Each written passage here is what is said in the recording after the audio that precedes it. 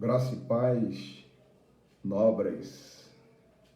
É uma alegria nesta quinta-feira voltar a ter contato com você que já está aí conectado conosco na live desta quinta-feira.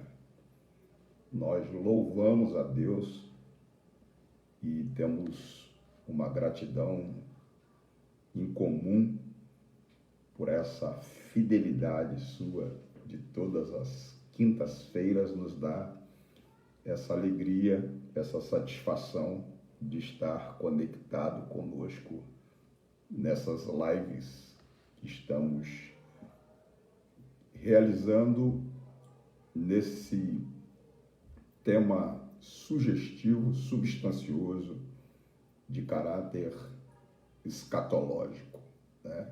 E nós, com certeza, tributamos louvores a Deus por desfrutar aí da sua companhia, de maneira que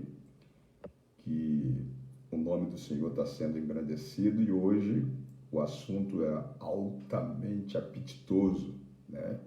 Estaremos falando sobre o sinal da besta, aquele tradicional número 666, tão falado ao longo da história da nossa existência. Então hoje a gente vai falar sobre esse sinal denominado sinal da besta, como também a gente vai fazer uma conclusão relacionada com o milênio.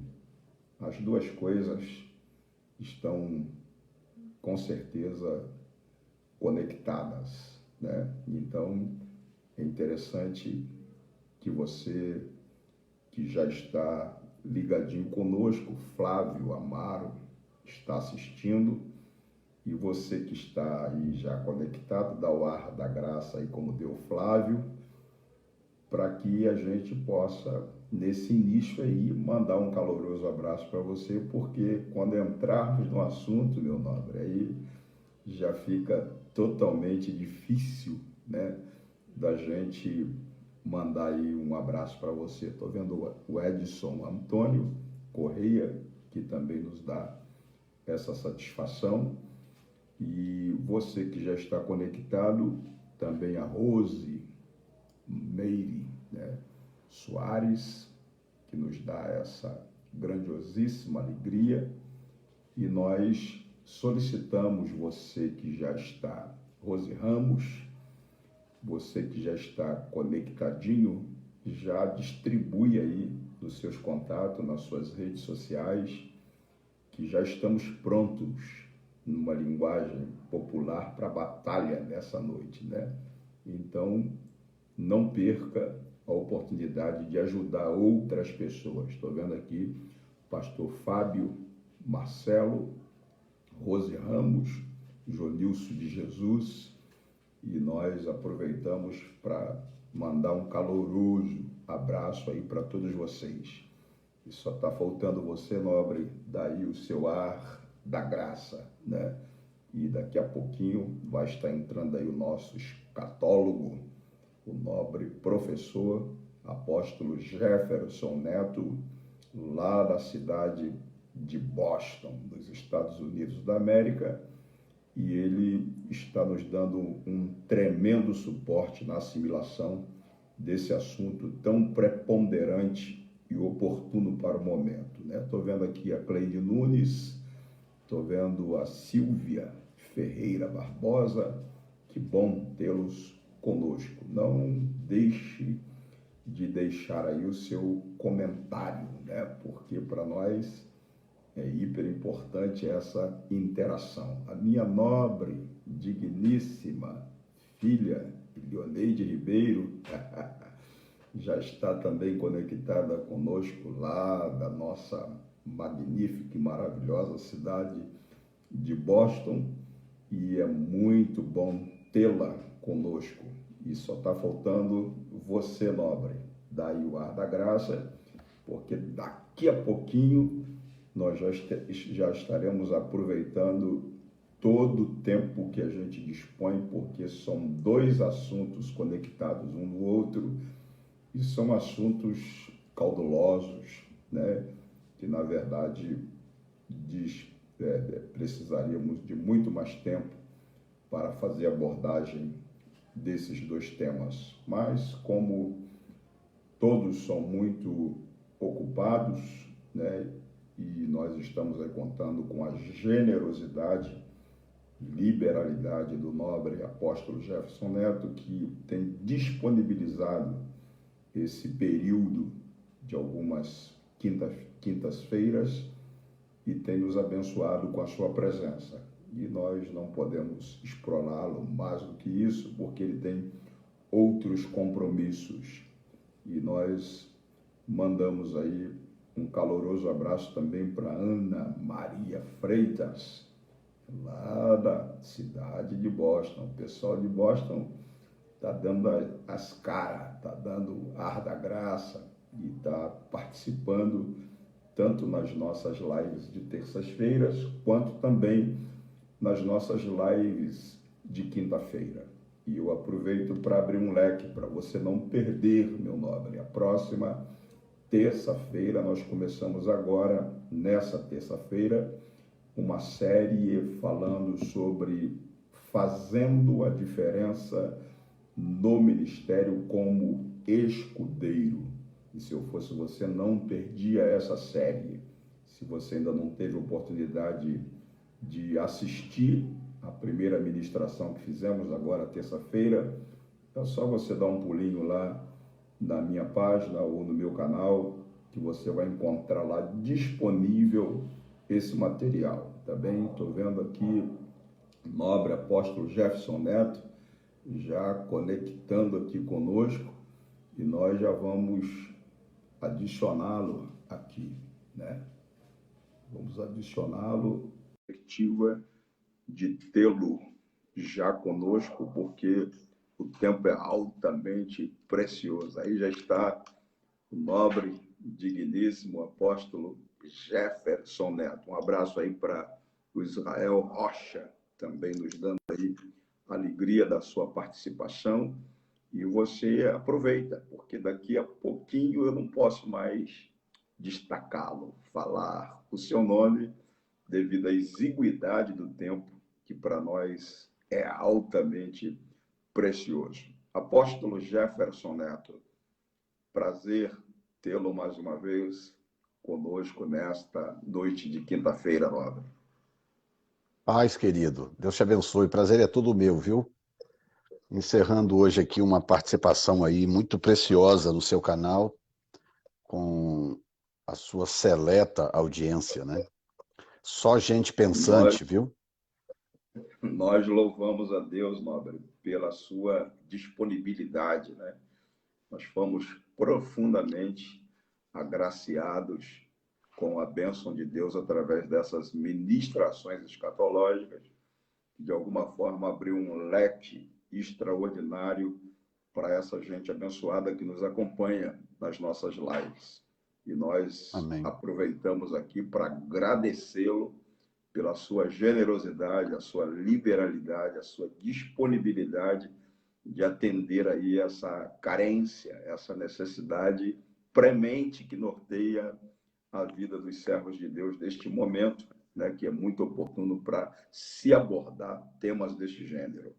E hoje o assunto é apetitoso, né? Falar aí um pouquinho sobre o sinal da besta, né?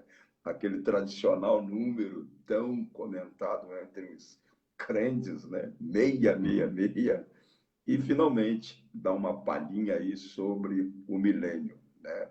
Então, nós não queremos perder tempo e só tem aí dois textos que eu queria, não vou nem ler, só vou deixar o nosso nobre ouvinte, o nosso nobre irmão que está conectado conosco, conectado com esses textos, os quais eles podem abrir a Bíblia em casa e aonde eles estiverem e acompanhar, que é Apocalipse, capítulo 13, do versículo 1 ao 8, né, relacionado com as bestas, né, e também Apocalipse, capítulo 20, do versículo 1 ao versículo 6, que está também relacionado com o milênio, né?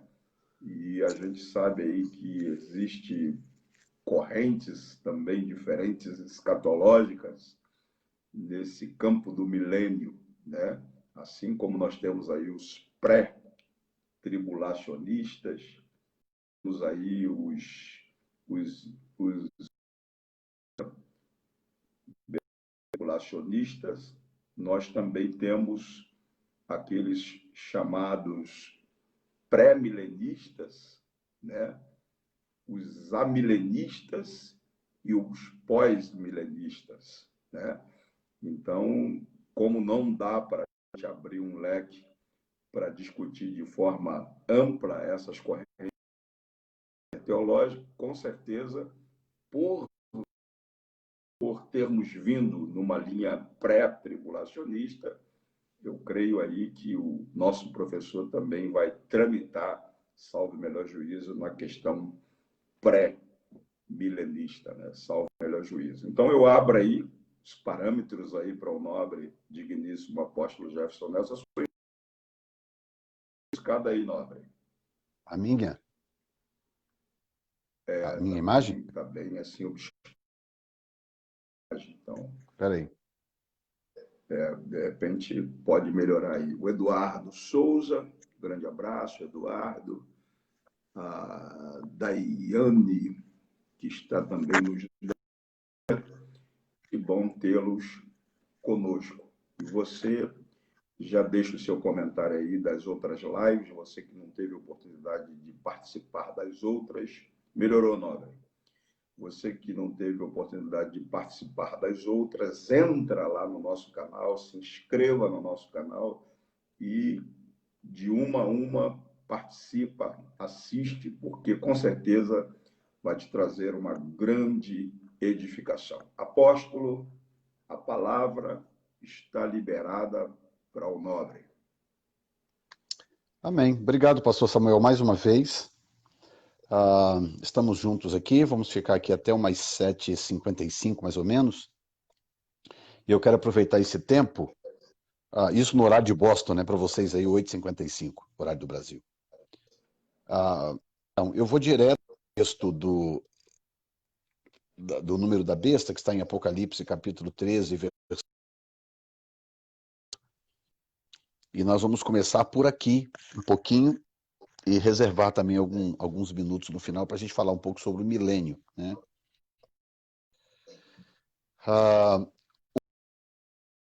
A sua imagem da torcida, não sei. Não está. Aí para você tá bem? Para mim está perfeito. Espera aí. Porque limpei a Aqui lente. tá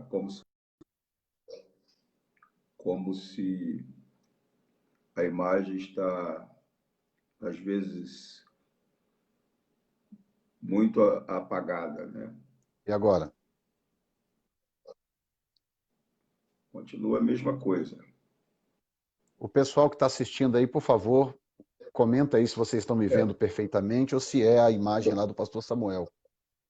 O pessoal que está Comenta aí assistindo, como é que está a minha imagem? como é que está aí. Manda aí uma nota para nós aí, você que está conectado, para a Porque gente pode ser também a saber. recepção da sua internet, que para mim aqui, tanto a minha quanto a sua, estão perfeitas. Muito bem. Então, a minha também está perfeita. Agora melhorou. Aqui, de vez em quando, ela fica ofuscada, mas deve ser alguma questão de conexão. Pode Mas ser. vamos lá, nobre, porque o tempo é precioso. Precioso. Amém. Bom, Apocalipse 13, 16, 17 e 18 diz assim: E faz que todos, pequenos e grandes, ricos e pobres, livres e servos, lhe seja posto um sinal na mão direita ou na testa, para que ninguém possa comprar ou vender, senão aquele que tiver o sinal ou o nome da besta ou o número do seu nome. Aqui a sabedoria, aquele que tem entendimento, calcule o número da besta, porque é número de homem. E o seu número é 666.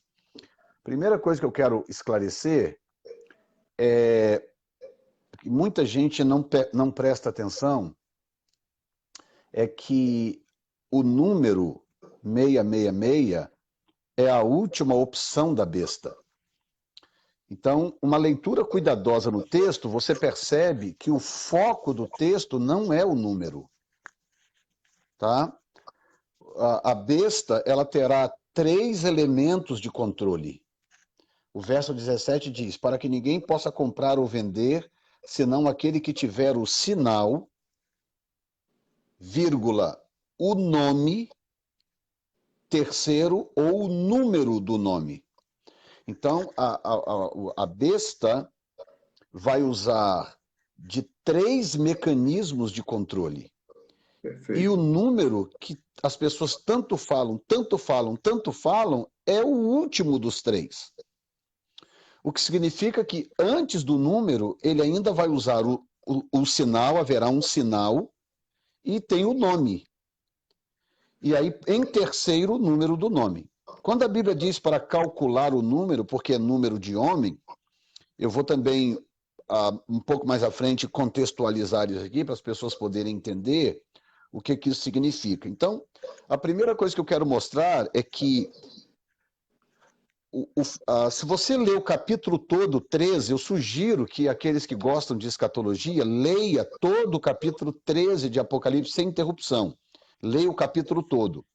Durante essas lives aqui, nós já comentamos todo o capítulo 13, mas nós estamos comentando por partes. Por isso que ler o capítulo todo, do primeiro ao último versículo, do 1 ao 18, vai ajudar você na compreensão das prerrogativas tanto do anticristo como do falso profeta. Perfeito. Opa, sumiu aí o Nobre. Então, vamos aguardar aí que ele estará voltando já, tá? Estou vendo aqui Alcenir Soares, estou vendo várias pessoas que estão dando sinais aí, que estão conectados, alguma perca rápida de conexão, mas com certeza o Nobre já vai estar entrando aí novamente, tá? E é sempre assim, um assunto tão preponderante, tão magno, um assunto de tamanha relevância quanto esse que a gente está abordando, que de alguma forma esclarece o povo de Deus, com certeza a gente tem algum tipo de retaliação, né? De retaliação. Então, vamos ficar espertos aí, não saia, porque aí já está aí o Nobre, as retaliações acontecem, né? Tem gente de olho. Tem gente de olho. É verdade.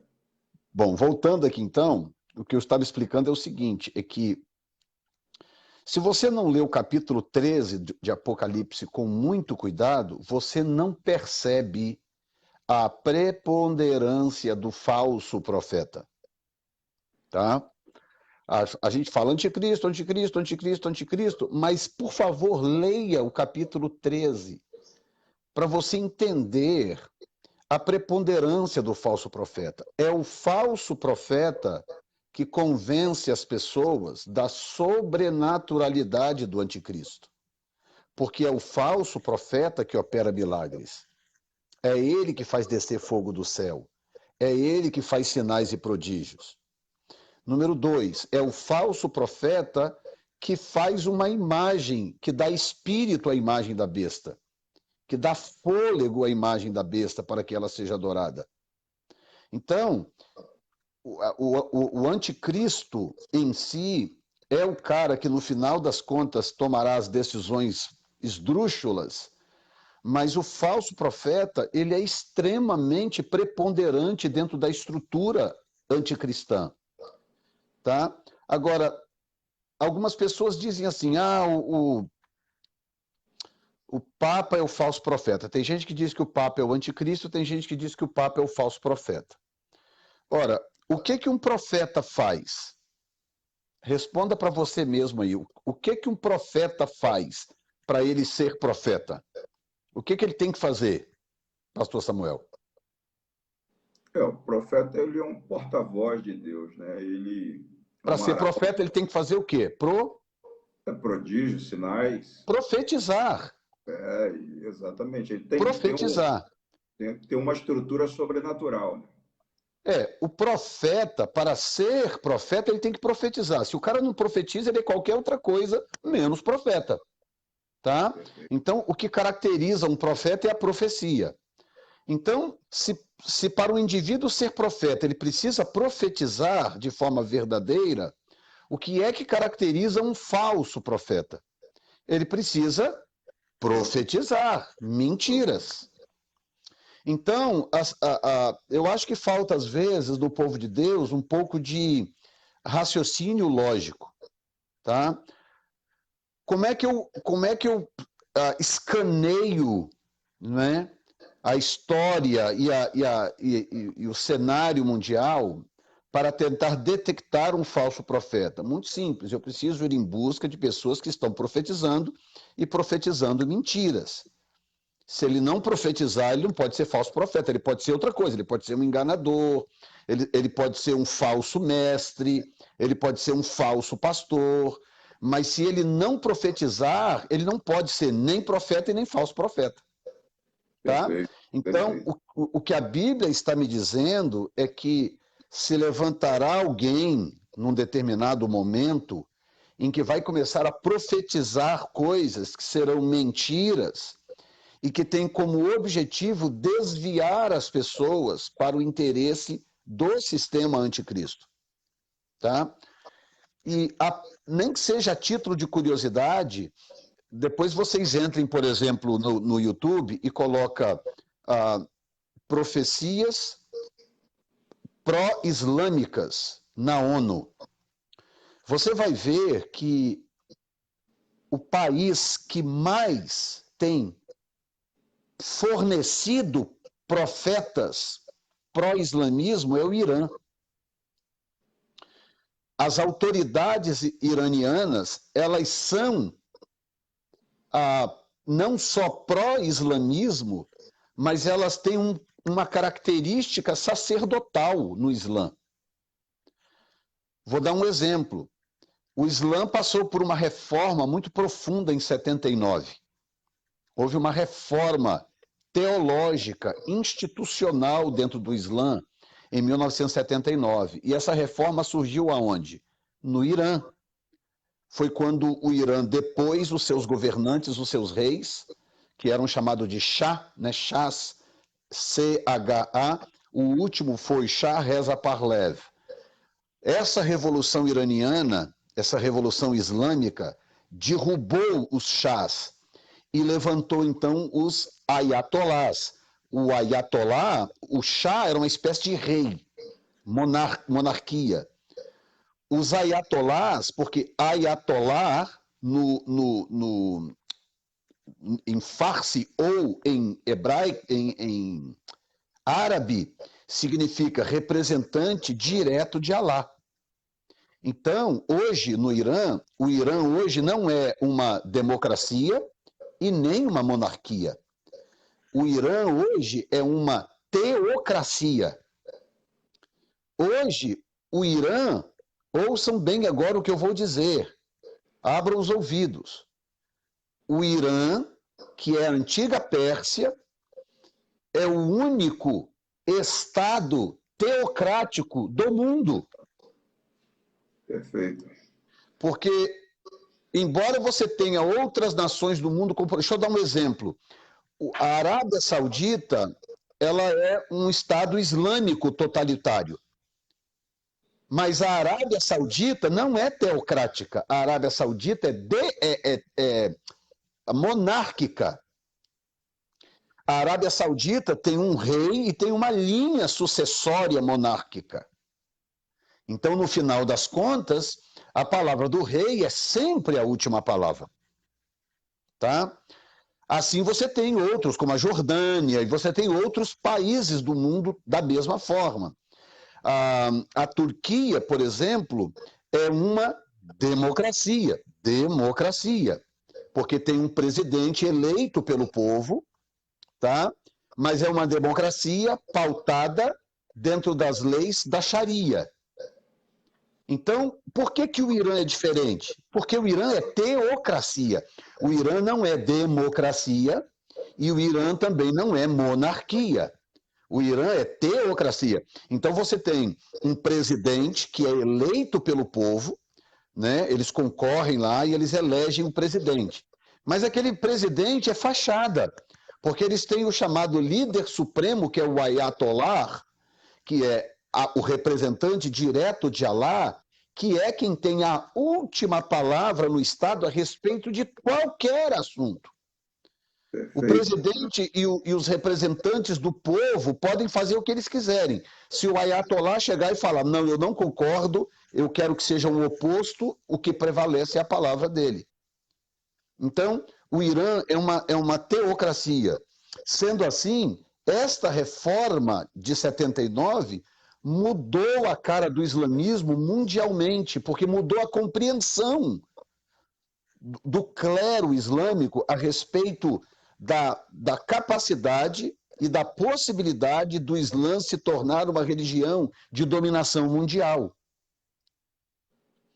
E aí o que acontece? Se você procurar, por exemplo, alguns vídeos na ONU, por exemplo, do ex-presidente iraniano Mahmoud Ahmadinejad, você vai ver o Mahmoud Ahmadinejad profetizando a vinda do Mahdi, do prometido chamado de 12º imã do Islã. O 12º imã é um indivíduo que seria o sucessor direto de Maomé.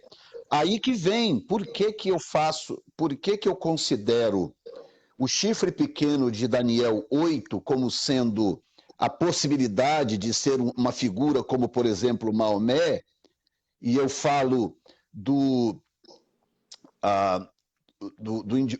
indivíduo do chifre muito pequeno como sendo o anticristo. E aí quando você vai de novo para a 2 Tessalonicenses 2, que Paulo usa uma expressão curiosa, ele fala homem do pecado e filho da perdição. Dá a impressão que ele está citando a mesma pessoa? Dá. E não tem nada que te impeça de acreditar que ele está falando da mesma pessoa. Nada te impede de crer nisso. Mas existe a possibilidade dele estar falando de dois indivíduos diferentes? Existe também. Porque gramaticalmente você não pode excluir a possibilidade de que o homem do pecado é um personagem e o filho da perdição é outro. Porque a palavra ali, filho, não está por acaso, gente. A palavra filho está ali para um propósito. O homem do pecado e o filho da perdição. Ou seja, é como se Paulo estivesse tentando mostrar, sem poder falar abertamente, que o anticristo é filho do homem do pecado. Ele é filho, ele é offspring, como diz aqui em inglês, que quer dizer, ele vem do tronco daquele. Perfeito. Você está me entendendo? Então, as pessoas não calculam isso, as pessoas, como é que eu vou dizer? As pessoas não consideram isso, porque elas estão tão focadas em interpretações arcaicas de quem poderá ser o anticristo. Você vê, para uma pessoa me surgir e dizer que Emmanuel Macron é o anticristo, rapaz, eu tive aqui alguns embates, num bom sentido, com pessoas que praticamente apostavam a vida de que Emmanuel Macron era o anticristo. Para você ter uma ideia do quão desesperadas as pessoas estão, ou por um arrebatamento, ou quão cegas elas estão para o caráter do anticristo, de quem esse ser precisa ser para ele poder fazer as atrocidades que estão profetizadas no texto. Ok? Então, se você procurar no YouTube profecias islâmicas na ONU, você vai ver, não é só um vídeo não, são vários vídeos, incluindo esse que eu falei do Ahmadinejad, inclusive esse presidente do Irã agora, como é que é o nome dele, meu Deus? Rouhani, uma coisa assim. Esse presidente do Irã, ele está fazendo a mesma coisa. Tá? O Ahmadinejad disse na ONU, na reunião da ONU, o Ahmadinejad disse que o mundo só será melhor quando o 12º imã, o Al-Mahdi, o iluminado de Alá, vier para trazer justiça sobre as nações e para punir os desobedientes e tornar o Islã uma religião universal. Ele disse isso no pódio da ONU. Que isso? Está entendendo? É porque, infelizmente, esses vídeos você não encontra em português, eles estão todos em inglês. Esses vídeos estão todos em inglês. Talvez já tenha um ou outro traduzido, eu não sei, eu nunca vi. Então, eu quero abrir os olhos de vocês para vocês entenderem que nós estamos diante de um cenário profético que está mudando muito rapidamente. Então, agora, o que eu quero mostrar para vocês? Por exemplo, eu peguei uma foto aqui que eu quero mostrar algo para vocês. Deixa eu ver se eu consigo virar minha câmera aqui. Porque... Só um pouquinho, eu vou colocar o meu telefone em pé aqui, só para ver se eu consigo mudar algo aqui, tá? Na minha câmera. Perfeito. É isso aí, minha gente. Estamos ligados. Okay. São informações atualizadas na área de escatologia. Né? Ok, eu não vou conseguir virar a câmera, mas eu vou mostrar por aqui mesmo que a vantagem de virar a câmera é que as letras não ficam invertidas, tá? O que acontece? O Novo Testamento foi escrito em grego, tá? Você sabe disso muito bem, porque você é um mestre, mas as pessoas normais que estudam a Bíblia nem sempre sabem, né? O Novo Testamento foi escrito em grego. Então, quando João escreveu o Apocalipse, ele escreveu todo em grego. Nessa época do Apocalipse, não existia, por exemplo, o árabe como nós conhecemos hoje. O árabe é uma variação das línguas semitas.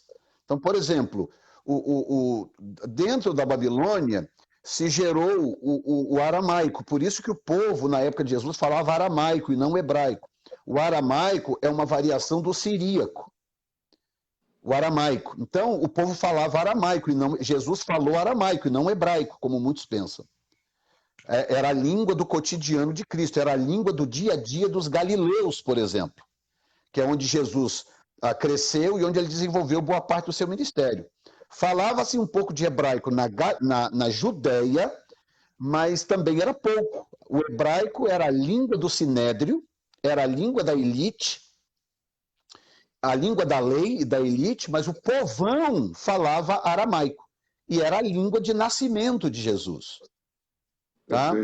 Do aramaico e do siríaco, nós temos, por exemplo, o árabe. O árabe é uma variação também dessas línguas.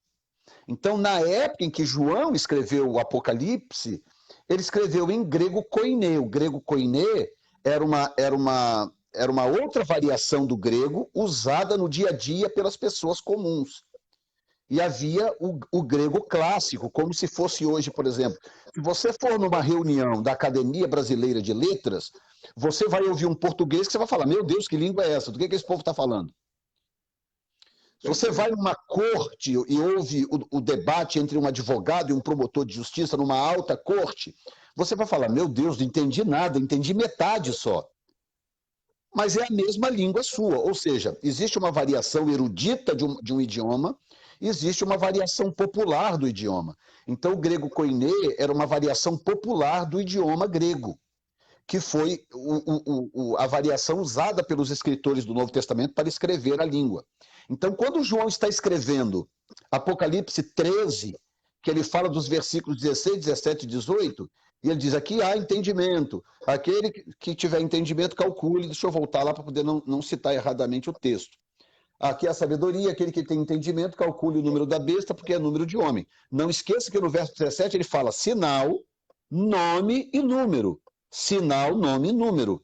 Aí ele diz, calcule o número da besta, porque é número de homem, ponto e vírgula. E o seu número é 666. Quando ele diz 666, ele usa... Espera um pouquinho. Ele usa essas 3 letras que você vai ver aqui embaixo. Essas 3 letras aqui. Tá? Perfeito, perfeito. Essa letra que parece um X, no grego, ela se chama Kai. O valor numérico dela era 600, ou é 600. A letra do meio chama Zai, escreve com X, mas chama Zai. Essa letra tem valor numérico de 60. E a outra letrinha, eu não sei para que lado que está para você aí, para o lado, acho que esquerdo seu, não sei. Daqui da lado esquerdo. Lado esquerdo. Então, essa letrinha do lado esquerdo, que parece uma foicezinha, o nome dessa letra era estigma. Então, quando João escreveu, ele escreveu assim, do jeito que você está vendo.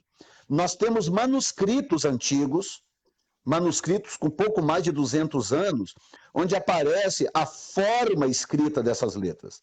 Então, quando João disse, calcule o número, porque o número no lugar não aparece número, aparecem essas 3 letras. Perfeito. O Kai, que parece esse X, ou 2 espadas cruzando, aparece o Zai, é como se fosse um M, tá vendo? Um M na posição errada, né? Como se fosse um Mzinho, ou um 3 invertido, né? Diga como quiser. Então nós temos o Kai, o Zai, e nós temos o da esquerda, que é o estigma. Tá? São essas as 3 letras que aparecem no manuscrito de João. Não aparece 666, porque o grego, assim como o hebraico e assim como o aramaico, não tinha números. Eram idiomas que a própria letra tem um valor numérico. Perfeito. Tá? A própria letra tem um valor numérico. Então, quando Jesus diz que ele é o alfa e o ômega, porque o alfa no grego tem valor numérico de 1. Então ele está dizendo, na verdade, eu sou o 1, eu sou o primeiro, eu sou o único. Ele tá usando o simbolismo para o próprio simbolismo do idioma para se apresentar como sendo o único. Perfeito. Tá? Apesar de que ele disse isso em aramaico e aquilo foi escrito em grego, mas isso aí é outro assunto. Então, o que eu quero mostrar para você é que João não colocou 666, ele colocou uma letra que vale 600, ele colocou uma outra letra que vale 60 e ele colocou uma outra letra que vale 6. Então, se for escrever exatamente como João escreveu, eu teria que escrever um 600 inteiro, um 60 inteiro e um 6. Perfeito. Porque esse é o valor real de cada letra. Agora, vejam só que coisa curiosa. Eu vou tampar embaixo, que eu quero que vocês vejam. Isso aqui que eu estou mostrando para vocês agora, parece a mesma coisa, não parece? Perfeito. Mas não é. Isso aqui são letras árabes. Se eu tirar aqui o caderno, o que você encontra? Você encontra uma semelhança assustadora entre 3 letras árabes em relação às letras gregas que João usava na época dele, quando o árabe nem existia como ele é hoje. Perfeito. Perfeito. Tá? Então, o que João faz, aqui embaixo, não sei quem consegue ver, está em inglês, mas está dizendo o grego, o número grego 666, aqui embaixo está escrito, o número grego 666. Aqui em cima, que aparecem essas letras que agora já são árabe, gente, árabe, tá? Eu sei que parece a mesma coisa, mas não é. Embaixo é grego, em cima é árabe. E sabe o que significa as 3 letras em cima em árabe? Significa em nome de Alá. Em nome de Alá. Você vai ver, inclusive, essas marcas aqui na maioria das bandeiras islâmicas. Você pode pegar aqui bandeiras islâmicas diversas, que você vai encontrar essas 3 marcas na maioria das bandeiras. Inclusive, a cor das bandeiras islâmicas de vários países, as cores são as mesmas. Perfeito. Tá? Vermelho, verde e preto. Branco, vermelho, verde e preto. São as mesmas cores, as mesmas cores dos cavalos no Apocalipse. Perfeito. Tá? Então, a pergunta que eu quero fazer é o seguinte, que eu não estou aqui dogmatizando nada, tá? Eu não estou dogmatizando. A pergunta é, será que ao longo dos anos nós focamos tanto em 666 que nós fechamos o coração para perceber que João, inspirado por Deus, talvez estivesse nos dando a pista exata da origem do anticristo? Ao usar 3 letras do idioma da sua época, que no futuro, num outro idioma completamente diferente, poderia representar exatamente a origem do anticristo. Tremendo isso aí. Então, isso é algo para se pensar, porque senão as pessoas ficam... Eu lembro claramente, rapaz, quando descobriram há uns 10 anos atrás que o rei da Espanha, o nome dele convertido para o grego, dava 666. Aí foi um alvoroço, meu Deus, eu já estava morando aqui, deve ter uns 15 anos isso. O rei da Espanha dá 666, Juan Carlos alguma coisa. Converteram o nome dele para grego, calcularam, dá 666. Aí foi aquele pânico, meu Deus, será que é ele o anticristo? Será que é ele? Será que é ele? Ora, rapaz, eu garanto para você que se eu pegar o nome de uma das pessoas dessa live aqui, pegar os nomes que estão aqui na live, eu garanto para você que é capaz de eu achar um. Ou seja, 666 é um número comum.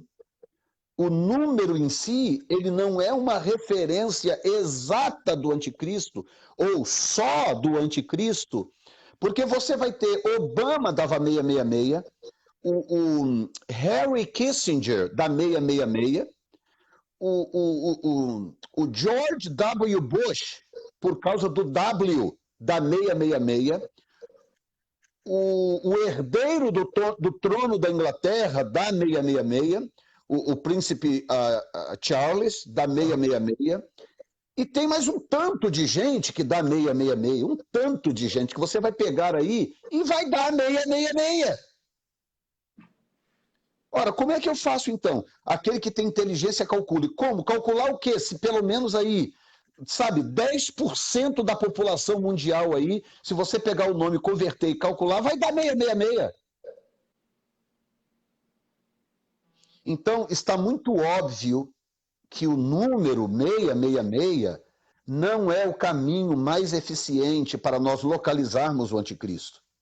Não é, porque o número de nomes e de gente que pode, sabe, casar com esse cálculo é muito grande. Aí, por exemplo, quando saiu o código de barra, né, também foi outro alvoroço, que já tem aí o código de barra já tem uns, sei lá, uns 35, 40 anos, né? Mas quando saiu foi um alvoroço, porque tem 2 pauzinhos no canto, 2 pauzinhos no meio, 2 pauzinhos à direita, que, segundo eles, cada pauzinho daquele é 6, então vai dar 666. Ponto, tá aí a marca da besta. Então, ou seja, todos os tiros dados até hoje foram no alvo errado. Nós continuamos sem saber quem será o anticristo, quem é o anticristo, a não ser o fato de que aqueles que seguem a rota do texto, aqueles que seguem a rota do texto, eles sabem pelo menos de onde ele vem. Mas os aventureiros que ficam por aí falando bobagem, fala, tudo que ouve por aí repete, e tudo que. Esses, eles ficam dando tiro às avessas, tiro adoidado. Tá? Perfeito. Então, o que eu quero dizer é o seguinte: eu estou dogmatizando, dizendo, não, o que João escreveu foram essas 3 letras que hoje são árabes. Eu estou dogmatizando? Não. Mas, no mínimo, é assustadora a semelhança, como que as 3 letras usadas por João se parecem assustadoramente com as letras do árabe, que hoje significa em nome de Alá. Perfeito. A semelhança é muito incrível. Então, eu quero apenas chamar a atenção para nós não ficarmos, e o versículo 17 diz, sinal, nome e número. Por que eu focaria só no número, se eu tenho o sinal e o nome antes do número? Perfeito. Entende? Se eu focar só no número, o que vai acontecer? Eu vou errar o alvo. Nesses minutos que me restam, o que acontece? Quando nós entendemos, portanto, eu vou sair desse assunto, que ele não tem fim, né? É um assunto que não tem fim. E nós nos propusemos, pelo menos, a falar um pouquinho sobre o milênio. Então, eu quero só recapitular com os que estão acompanhando desde o começo, que nós estamos falando, nós começamos lá atrás, em Mateus capítulo 24, fazendo uma análise do processo escatológico. Nós entendemos, nós os pré-tribulacionistas, entendemos que se dará da seguinte forma. Nós tivemos a ressurreição das primícias, que está em Mateus capítulo 27, 50, 52, né? Nós temos a ressurreição das primícias. Jesus ressuscitou um grupo com ele, e o texto diz que eles apareceram a muitos. Esse apareceram, no grego, é emfanizo. A palavra ali é emfanizo, que é usada em outros lugares do Novo Testamento para aparições sobrenaturais. Portanto, não há nenhum indício de que esse grupo que ressuscitou com Jesus em Mateus 27 tenha voltado a morar com seus parentes, porque, inclusive, a Bíblia diz que são santos do Velho Testamento, ou são santos, né, santos passados, pessoas que ressuscitaram, cujo corpo já havia, inclusive, se decomposto, e que eles não tinham como ressuscitar, como Lázaro, por exemplo, que ressuscitou e voltou para casa, porque o corpo não estava mais disponível.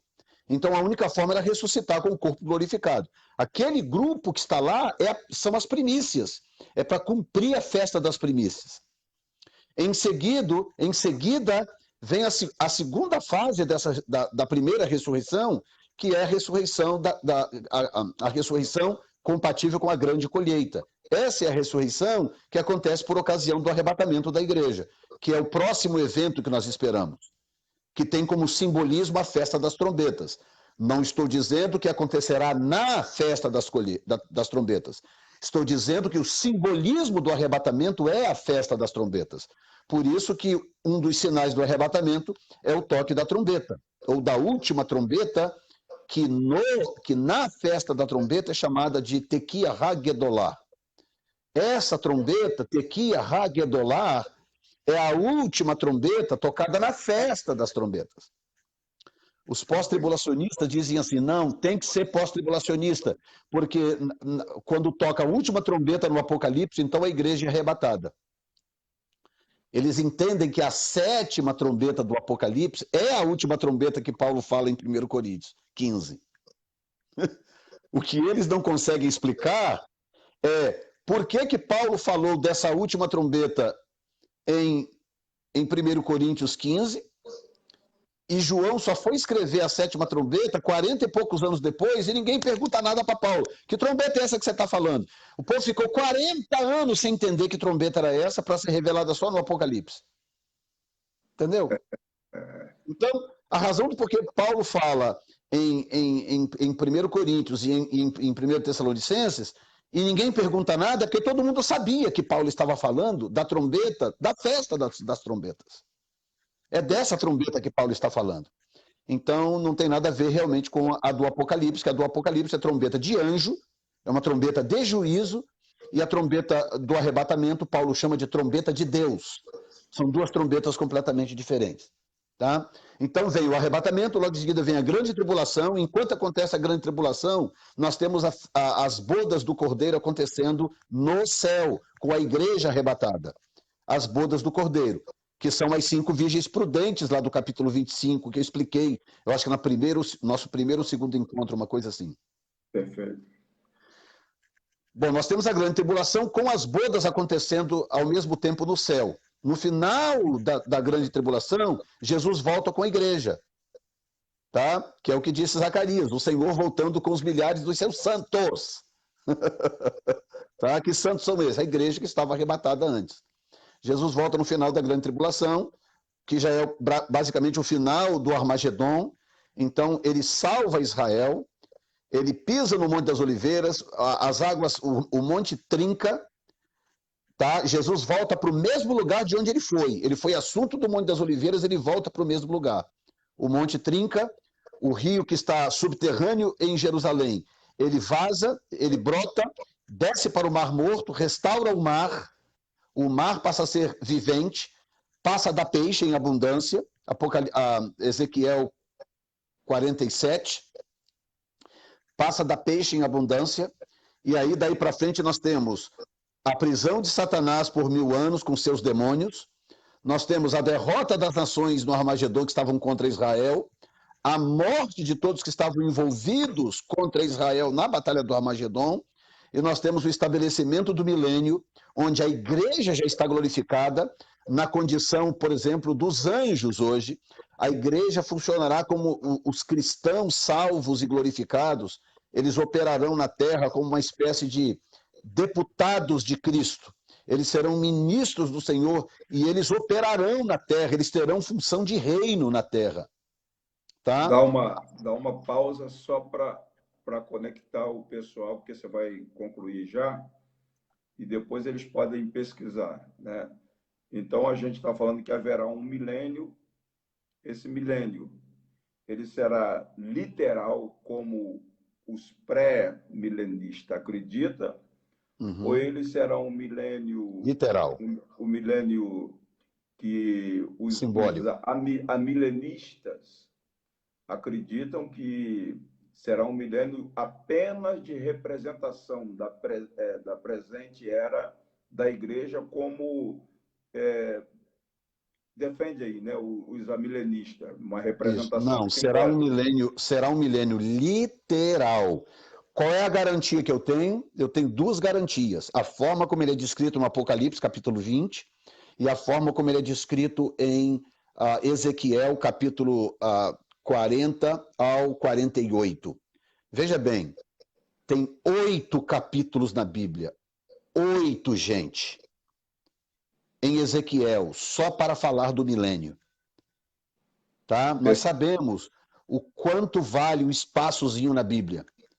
A Bíblia são 66 livros, todos ali espremidinhos para contar toda a história, porque o espaço ali é muito precioso. Deus reservou 8 capítulos no livro de Ezequiel só para descrever a restauração de Israel e a restauração do seu povo no milênio. 8 capítulos. Para que isso se fosse simbólico? Então, a partir do momento que as pessoas que acompanharam as nossas lives ao longo desse período que você teve conosco, nós viemos numa linha pré-tribulacionista, né? Pré-milenista, pré-tribulacionista. Então, agora, nós temos aí pelo menos 4 vertentes na área do milênio, que é o pré-milenismo histórico, o pré-milenismo dispensacionalista, o pós-milenismo e o amilenismo. Isso. Eu pergunto para o Nobre, aonde que a gente fica, ou seja, todos que participaram das nossas lives, eles se tornam pós-milenistas, se tornam amilenistas, ou segue a rota do pré-milenismo histórico? Ou... Eu posso falar de mim, né? Eu sou pré-milenista dispensacionalista, pré-tribulacionista, tá? Okay. Então, o pré-milenismo dispensacionalista, ele é de longe o mais coerente de todos. De longe. É porque eu tenho que sair agora, não dá para explicar, mas ele é de longe o mais coerente. pré-milenismo dispensacionalista e o pré-tribulacionismo é o que eu defendo hoje, com muita convicção, muita certeza, e eu espero ter ajudado, né, É só nesses para 5 que, a encontros. partir do momento que a gente está fazendo a conclusão aqui, devido à exiguidade de tempo que a gente não tem para prosseguir no assunto, se o indivíduo vem nessa linha pré-tribulacionista com você, agora, se ele quiser se aperfeiçoar, ele entra na linha pré-milenista dispensacionalista, né? É isso? Porque o pré-tribulacionismo ele está dentro do pré-milenismo. Tá? Então, os pré-milenistas, ou eles são pré-tribulacionistas, mid-tribulacionistas ou pós-tribulacionistas. Tá? Todos esses três são pré-milenistas. Só que tem a distinção do histórico e do Exato, dispensacionalista. do dispensacionalista. Então, eu sou dispensacionalista, pré-milenista e pré-tribulacionista, porque eu creio que a igreja é arrebatada antes da grande tribulação. Perfeito. Tá bom? Fico Espero grato. ter ajudado. Me perdoem, eu realmente preciso sair, mas dei o meu melhor. Um pouco mais à frente, daqui umas semanas, se você quiser fazer mais uma, pelo menos para fazer um resumão, eu vou estar disposto, sei lá, um mês à frente, alguma coisa assim, pode contar comigo, tá bom? Perfeito. Ficamos gratos. Que Deus te Valeu, abençoe. companheiro. Um abraço. E abundantemente. Grande abraço. Obrigado, viu? Que bom. Então, Nobre, para você entender a linguagem do nosso professor, que teve que sair e que, na verdade, foi muito corrido esse final, devido a dois assuntos caudulosos. Né? O assunto relacionado com o sinal, a marca da besta, o número 666, como foi muitíssimo bem explicado por ele, como a questão do milênio. Né? E aí existem pelo menos 4 correntes teológicas relacionadas com o milênio. Só para você se contextualizar. Tem a corrente pré-milenista histórico, pré-milenismo histórico. Tem a corrente pré-milenismo dispensacionalista, tá? Tem a corrente pós-milenismo e tem a corrente amilenismo, tá? Como o pastor Jefferson falou que ele é pré-tribulacionista e ele é pré-milenista, dispensacionalista, você precisa entender que a palavra dispensacionalista está relacionada com a palavra dispensação, tá? Dispensação. E nesse contexto de dispensação, nós temos 7 dispensações nesse contexto de dispensações, tá? Então, é por isso que ele está dizendo que ele é pré-dispensacionalista, tá? Porque ele crê nessa teologia da dispensação da inocência, que começa em Gênesis, capítulo 1, e vai até o capítulo 3 do livro de Gênesis, tá? Tem a dispensação da consciência, que vai de Gênesis, capítulo 3, verso 8, até o capítulo 8 ao verso 22. Tá? Tem a dispensação do governo humano, que vai de Gênesis, capítulo 9, verso 1, até o capítulo 11, ao verso 32, do governo humano. Tá? E quando fala de dispensação da inocência, é o período em que Adão não tinha pecado. Quando fala da dispensação da consciência, é o período que Adão pecou e já tinha consciência que havia pecado. Quando fala da dispensação do governo humano, é aquele período que ocorre do capítulo 9, depois, propriamente, do dilúvio, até a Torre de Babel. Tá?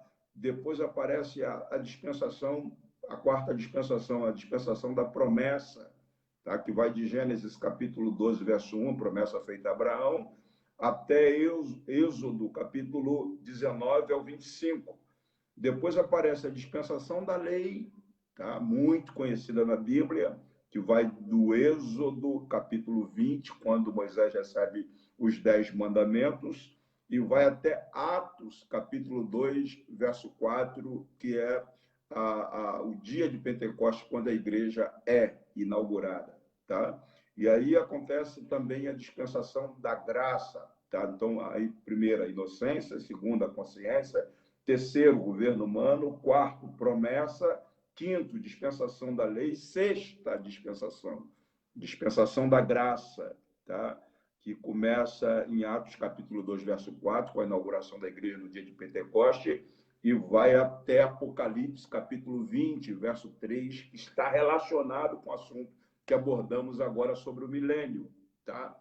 E, finalmente, a última dispensação, que será a dispensação do milênio, reino milenar, que começa do capítulo 20 do Apocalipse, vai até capítulo 20, verso 4, até o versículo 6 do capítulo 20. Você está entendendo? Só para você entender por que o pastor Jefferson Neto, o apóstolo Jefferson Neto, nosso escatólogo, que compartilhou conosco essas lives, que ele é pré-tribulacionista, e não apenas pré-tribulacionista, mas é também pré-milenista, dispensacionalista, tá certo? Então, só para deixar você contextualizado, porque, de repente, você quer manter essa linha teológica, você segue essa rota para que você se mantenha nesse equilíbrio escriturístico. Particularmente, eu também tenho a mesma inclinação do apóstolo Jefferson Neto, por entender que essa corrente teológica é a mais próxima, biblicamente, daquilo que a gente pretende alcançar. Na verdade, como ele disse, nós não estamos, como se diz assim, dogmatizando absolutamente nada. A área de escatologia é uma área extremamente cautelosa, no mesmo tempo complexa, então nós não podemos dogmatizar absolutamente nada. Tá bom, nobre? Que Deus em Cristo te abençoe, aplique essa palavra na tábua do teu coração, e se você puder fazer a gentileza de se inscrever no meu canal, vou ficar muito grato, porque no meu canal você vai ter todas essas ministrações fora de hoje, todas as precedendo essa, você encontra lá, tá?